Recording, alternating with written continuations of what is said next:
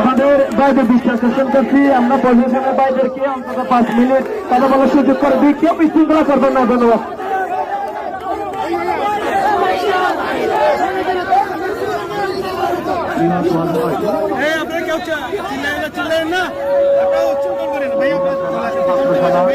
এবং ইসলামী বাংলাদেশের এবং আলোচনা জামাতের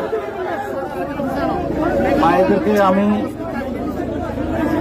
সম্মান জানিয়ে আমাদের মাননীয় পুলিশ সুপার মহোদয়ের একটি মেসেজ দেওয়ার জন্য আমি এখানে দাঁড়িয়েছি।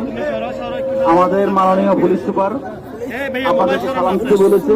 আমি স্যারের পক্ষ থেকে আপনাদেরকে সালাম দিচ্ছি। আসসালামু আলাইকুম। স্যার যে কথা আমাকে বলেছেন যে আপনারা শান্তিপূর্ণভাবে অবস্থান করতেছেন, আমরা এই বিষয়টা লিখিতভাবে আমরা আমাদের কর্তৃপক্ষকে জানাবো। আপনাদের যে দাবি দেওয়া আছে মাওলানা রইসুদ্দিনের হত্যার আসামিদের গ্রেপ্তার এবং আইনের ব্যবস্থা গ্রহণের নিমিত্তে প্রশাসনিকভাবে যা যা করণীয়, আমাদের পুলিশ বাহিনীর যা যা করণীয়, আমরা এগুলি কনসার্নিং অথরিটিকে আমরা জানাবো এবং এটা সর্বোচ্চ বিচার নিশ্চিত করার জন্য যা যা করা দরকার বাংলাদেশ পুলিশ তাই করবে।